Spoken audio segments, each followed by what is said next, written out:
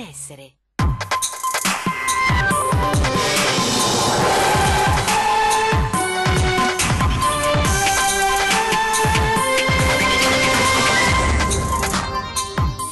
Inghiottito dalla laguna dopo un incidente nautico, non è ancora stato trovato Henry Febo, il pescatore chioggiotto scomparso durante la notte al largo di Pellestrina. Autonomia tutto rinviato al 15 febbraio, Zaia è comunque soddisfatto, ora però dice si gioca la partita decisiva. Il commento del direttore Bacialli, primo passo ma restano i bastoni tra le ruote. Un attimo prima del fatidico sì, il matrimonio al municipio di Mestre è stato interrotto dall'irruzione dei vigili che hanno arrestato per spaccio uno dei presenti alla cerimonia. Controlli straordinari per Natale in stazione a Mestre, un trentenne albanese rientrato illegalmente in Italia dopo l'espulsione è stato arrestato e riportato a Tirana. Accuse a questore prefetto dal presidente di Atere, leader di Fratelli d'Italia Raffaele Speranzon, perseguitano il calcio Mestre e sostiene invece di occuparsi della vera sicurezza. Torna la piaga delle baby borseggiatrici nella zona del Ponte degli Scalzi in centro storico. I poliziotti hanno sorpreso e denunciato 2 ragazzine, una delle quali minorenne. Nonostante le casse piene, quasi nulla è stato fatto dall'amministrazione veneziana per aiutare le famiglie in difficoltà. Le accuse del PD al sindaco di Venezia, Brugnaro. Buonasera e ben ritrovati con l'edizione veneziana dei nostri telegiornali. La cronaca in primo piano, inghiottito dalla laguna dopo un incidente nautico, non è ancora stato trovato il pescatore chioggiotto scomparso durante la notte. Sentiamo. Sono proseguite invano per tutta la giornata le ricerche di Henry Febo, il pescatore 45enne di Chioggia scomparso all'1:30 di questa notte nelle acque del canale Spignon, dopo lo scontro tra 2 barche di circa 5 metri nel tratto di laguna a ovest del litorale dell'isola di Pellestrina. L'amico che era con lui in barca ha raccontato al personale del pronto soccorso dell'ospedale di Chioggia di aver cercato inutilmente di trattenerlo dopo il violento impatto, ma di aver perso la presa quando entrambi sono caduti nell'acqua gelida. 2 le persone a bordo anche dell'altra imbarcazione. I 3 superstiti sono stati raccolti pochi minuti dopo l'incidente da un peschereccio di passaggio. L'equipaggio ha prestato loro i primi soccorsi mentre sul posto si precipitavano i vigili del fuoco per dare inizio alle ricerche del disperso. Ma gli sforzi incessanti del nucleo sommozzatori di Vicenza e Venezia e del personale di Chioggia non hanno dato l'esito sperato. Dopo lunghe ore di apprensione le operazioni sono state interrotte al calare del sole. Riprenderanno soltanto in mattinata nella zona nota come Valle dei Sette Morti, dove sono presenti numerosi allevamenti di mitili. Sul posto anche i carabinieri di Venezia e Chioggia, a cui spetterà il compito di ricostruire nei dettagli l'accaduto e accertare eventuali responsabilità. Sta facendo molto discutere in queste ore il video che è stato postato su Facebook da un cittadino nel quale si vede un vaporetto, sono immagini riprese dall'interno, ecco, a far discutere più che le immagini soprattutto l'audio, sentiamo. Comandante del vaporetto di linea da volanti in mano con una così, roba da denuncia.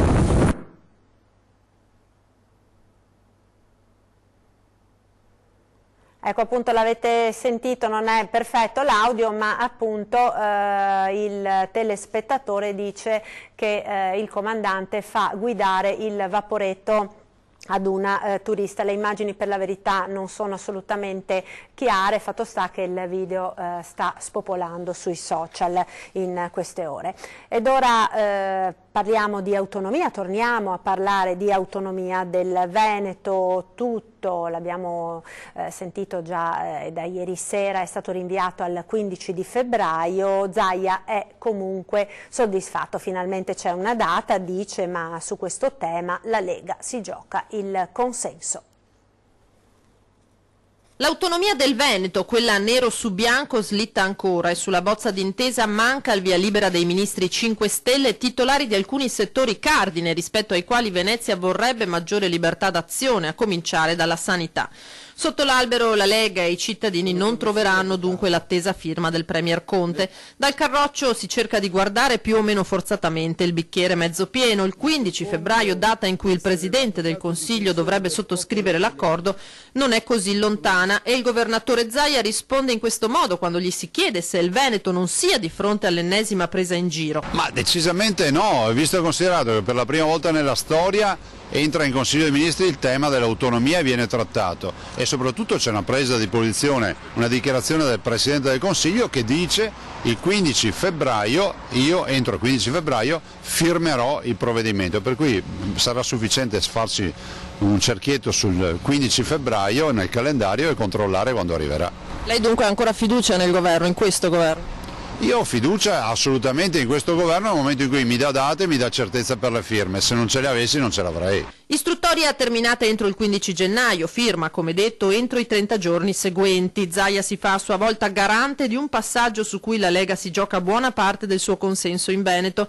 D'altro canto dice se in Parlamento dovesse mancare la maggioranza sull'autonomia le conseguenze politiche sarebbero immediate. Io dico che la Costituzione è chiara, firma dell'intesa tra Regione e Governo, la singola Regione, dopodiché va alle Camere e deve essere approvato a maggioranza assoluta. Immagino che se non passasse un provvedimento del genere qualche problema la maggioranza ce l'avrebbe. Ma con una manovra finanziaria che scontenta le categorie economiche e un'autonomia continuamente rinviata anche tra i cittadini c'è il rischio che cali la fiducia. Io penso che il tempo dovrà essere galantuomo e sarà galantuomo.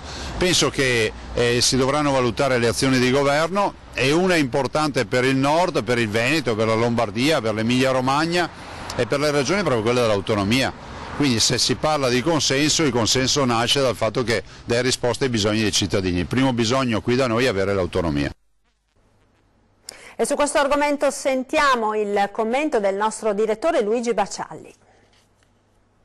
Buonasera, è comprensibile la soddisfazione del governatore Luca Zaia per questo primo passo verso l'autonomia. Dopo mesi di indifferenza e di disinteresse da parte del governo, anche un piccolo progresso può suscitare entusiasmo. Però diciamoci la verità, la montagna ha partorito un topolino. Non è sufficiente rinviare, anzi è abbastanza offensivo per chi ha tanto lavorato in questo anno, dal 22 ottobre del 17, cioè del referendum storico, con 2.328.000 veri che sono andati a votare, ad oggi, come Zaia ha lavorato tantissimo, il Presidente ha lavorato tantissimo, la Ministra Stefani, e poi tutta la consulta, tutte le persone che si sono date da fare, sentirsi dire vabbè adesso rinviamo il 15 gennaio e poi vabbè rinviamo il 15 febbraio e poi mettiamo una firma forse e poi ci sarà tutto l'iter parlamentare, un disegno di legge che dovrà essere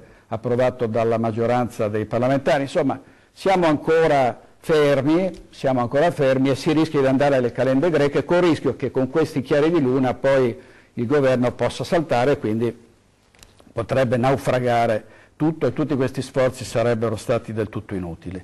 Ma soprattutto ha fatto un certo effetto sentire il Presidente del Consiglio chiamare il Ministro per le Autonomie Erika Stefani. Si chiama Stefani e in una squadra ci si dovrebbe conoscere e bisognerebbe pronunciare i nomi dei propri ministri, in questo caso correttamente. Così come ha fatto una certa impressione sentire Matteo Salvini dire ma tutti i ministeri sono d'accordo, il Ministero degli Interni, l'Agricoltura, quello dell'istruzione, grazie, sono guida leghista, e Toninelli con le infrastrutture e la Grillo per la salute sono tutti contrari. Se si va avanti così, veramente soprattutto la Lega nel nord-est rischia di perdere consenso. E oggi il Corriere della Sera ha riportato un dato che gira in un sondaggio tra esponenti del Carroccio, che parla della perdita di 8,5 punti negli ultimi 3 mesi, cioè da settembre ad oggi, per via dei contrasti, la guerra all'Europa, questo reddito di cittadinanza che fa imbestialire gli imprenditori, la mancanza totale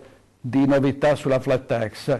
Tutto questo potrebbe davvero far perdere colpi al Carroccio che si trova in una situazione davvero egemonica. Noi per, simboleggiare il nostro sostegno al Presidente Zaia abbiamo deciso di togliere dai nostri studi la bandiera con la scritta autonomia subito. È imbarazzante questa autonomia subito a questo punto. Abbiamo messo la bandiera istituzionale, regionale, che rappresenta questo territorio, perché quell'altra è una bandiera di guerra e qui la battaglia la si sta combattendo contro un muro di gomma ed è offensivo per il Presidente Zaia, per il Ministro Stefani e in particolare per i milioni, 2.380.000 veneti che sono andati a votare. Quindi vediamo cosa succederà nei prossimi mesi, ci vuole la spinta però di tutti coloro che hanno creduto e che credono nell'autonomia, perché non basta votare e poi infischiarsene, anche sui social bisogna fare pressione nella speranza che i ministri, i parlamentari, i veneti soprattutto, si muovano ed evitino il silenzio assordante. Prima o poi l'autonomia arriverà, ma bisogna combattere. È una battaglia, come dice Luca Zaia, è la madre di tutte le battaglie, ma non si può stare nelle retrovie, bisogna andare nelle trincee.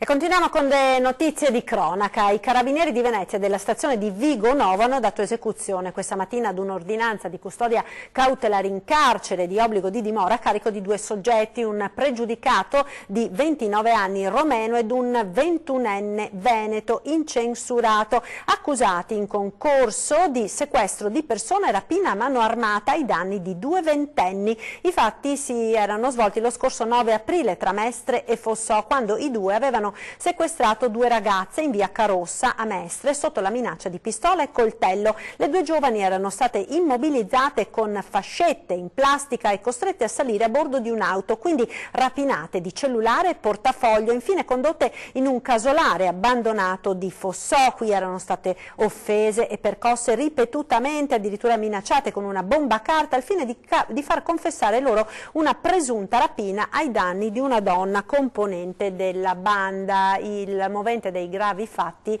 tuttora comunque in corso di accertamento, sembra legato al mondo degli stupefacenti. E sempre al mondo degli stupefacenti è legato quanto accaduto in municipio a Mestre nel corso di un matrimonio. La cerimonia è stata movimentata dall'irruzione dei vigili urbani che hanno arrestato uno spacciatore di eroina. Sentiamo. Un attimo prima del fatidico sì, un matrimonio al municipio di Mestre è stato interrotto dall'irruzione degli agenti della polizia locale che hanno arrestato per spaccio uno dei presenti alla cerimonia. Il 25enne era stato notato pochi minuti prima da una pattuglia a piedi di vigili neoassunti mentre si aggirava con fare sospetto nella zona pedonale di via Palazzo.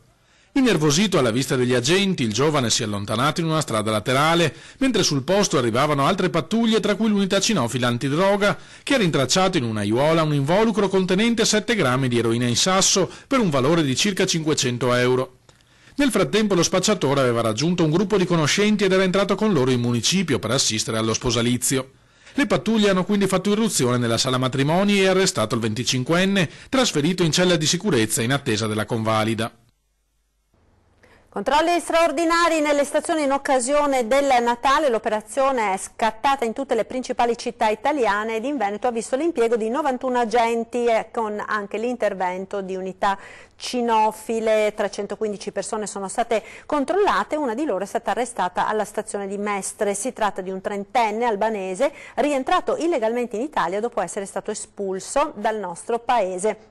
Catturato dalla Polfer, è stato riportato la sera stessa a Tirana, scortato dagli agenti della Questura di Venezia. Pesantissime accuse a questore prefetto da parte del presidente Atere leader di Fratelli d'Italia, Raffaele Speranzon. Sentiamo. A Venezia, dove ci sono 212 case occupate, alla faccia del decreto Salvini che prevederebbe gli sgomberi, lì prefetto, questore non si vedono. Un attacco senza precedenti ai vertici delle forze dell'ordine arriva dal presidente dell'Ater veneziana Raffaele Speranzon, che in un video su Facebook si rivolge con toni durissimi al prefetto Vittorio Zappalorto e al questore Danilo Gagliardi. Oggetto della polemica lo spiegamento di forze mostrato mercoledì sera allo Stadio Baracca in occasione della partita della Coppa Italia di eccellenza tra Mestre e Montecchio Maggiore. C'erano decine di poliziotti in tenuta antisommossa con caschi, manganelli. C'erano decine di carabinieri, anch'essi in tenuta antisommossa, per svolgere una importante azione di ordine pubblico. E allora ci si chiede se a Mestre, in questa città, a quell'ora, non ci fossero dei luoghi dove era più opportuna la presenza delle forze dell'ordine. Prefetto e questore, accusa Speranzon, hanno impiegato decine e decine di poliziotti e carabinieri per perquisire degli anziani di 70 anni e i loro nipotini di 8. Non risulta che ci fosse alcuna ragione logica per mobilitare con i soldi pubblici, con le nostre tasche, decine e decine di poliziotti e carabinieri per perquisire qui. Mio zio che ha 72 anni è stato perquisito come un delinquente. Un episodio spiacevole nel racconto dell'esponente di Fratelli d'Italia avrebbe coinvolto anche il fotografo del calciomestre. Un carabiniere lo ferma e gli dice: dove pensa di andare? E lui risponde: a fare il mio lavoro. E lui dice: questo lo dice lei. No, guardate, questo lo dice lei, lo dovete dire ai giovanotti dei centri sociali che fanno tutto in spregio dalle regole, lo dovete dire ai pusher nigeriani che infestano la nostra città, lo dovete dire a tutti coloro i quali delinquono. Voi dovete portare sicurezza e giustizia dove c'è ingiustizia e insicurezza, ma smettetela di perseguitare il calciomestre. La mia non vuole essere una critica all'operato degli uomini in divisa, puntualizza Speranzon, ai quali auguro un buon Natale ringraziandoli per il loro servizio. Qualche critica, permettetemi, lasciate che la faccia a chi invece non ha la divisa, ma ha la giacca e la cravatta, e con la giacca e la cravatta dà gli ordini dagli uffici e disloca in modo insensato e irresponsabile le forze dell'ordine del nostro territorio. Pubblicità, ora ci rivediamo tra pochissimo, restate con noi.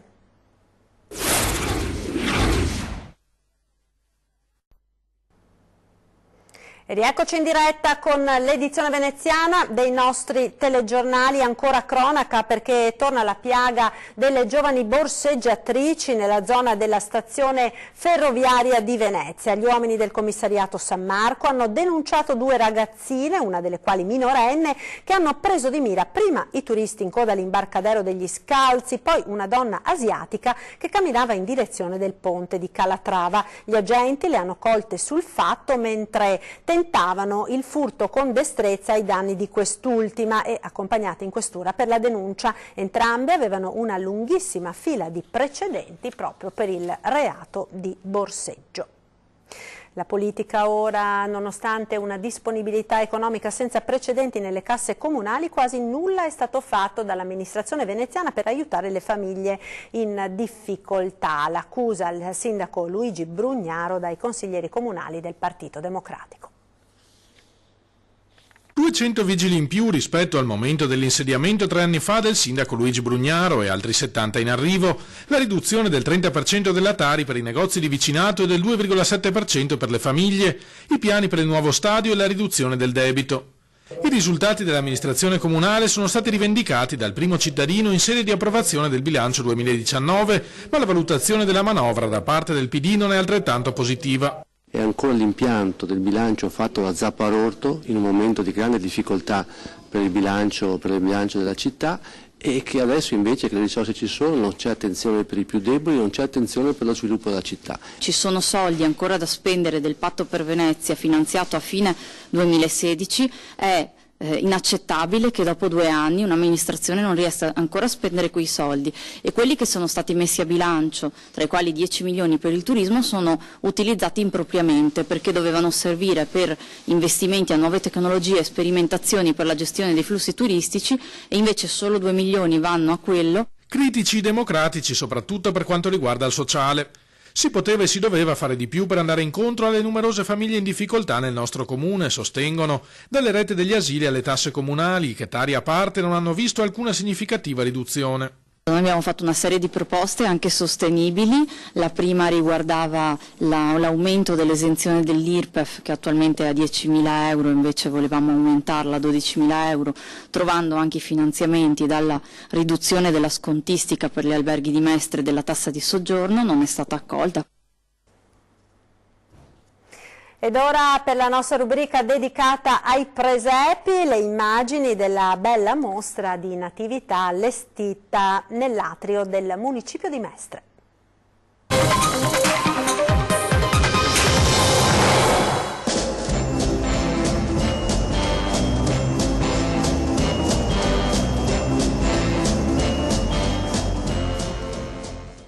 Abbiamo inaugurato questa mostra stupenda. Ovviamente la mia grande soddisfazione, mia, del sindaco Brugnaro e dell'assessore Mara, è che siamo alla 4ª edizione. E viviamo momenti in cui parlare di presepio sembra quasi difficile, invece noi ci crediamo fortemente, è uno degli elementi fondanti della nostra cristianità, e portarlo per la quarta volta qui in municipio di Mestre per noi è un grande vanto.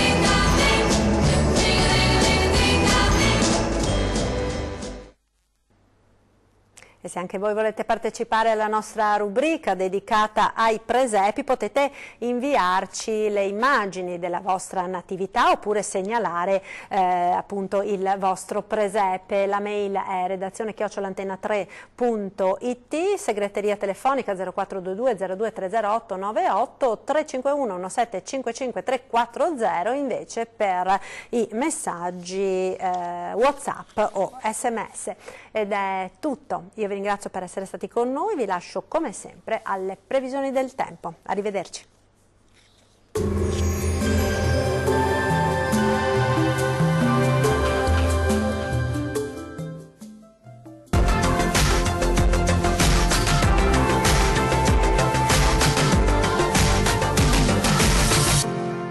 Ben ritrovati al meteo. Prosegue un tempo sostanzialmente stabile sulle nostre regioni, ma vediamo il dettaglio. Sul Veneto al mattino avremo nubi basse, foschie e nebbie sulle pianure e sulle vallate, spesso fitte e persistenti anche per tutto l'arco della giornata, senza precipitazioni degne di nota. Sarà più soleggiato invece sui settori montuosi. Temperature fredde con minime tra 0 e 4 gradi. Valori massimi compresi invece tra 4 e 7 gradi circa. Diamo ora uno sguardo al Friuli Venezia Giulia. La situazione sarà molto simile, con il cielo che si presenterà in prevalenza grigio a causa della presenza di nebbie, anche fitte, possibili sui settori montuosi e talvolta anche resistenti durante la giornata. Cielo molto nuvoloso invece altrove. Temperature minime tra 2 e 7 gradi. Massime comprese invece tra 7 e 10 gradi circa. Vediamo infine la situazione del Trentino Alto Adige. Qualche nebbia potrà riguardare al mattino le vallate alpine meridionali, ma si dissolverà presto. Sul resto della regione invece sarà ampiamente soleggiato ovunque e il cielo si presenterà al massimo poco nuvoloso. Temperature minime tra lo 0 e i 5 gradi. Valori massimi oscillanti invece tra 6 e 11 gradi circa. Dal meteo di Antena 3 per ora è tutto. Arrivederci al prossimo aggiornamento.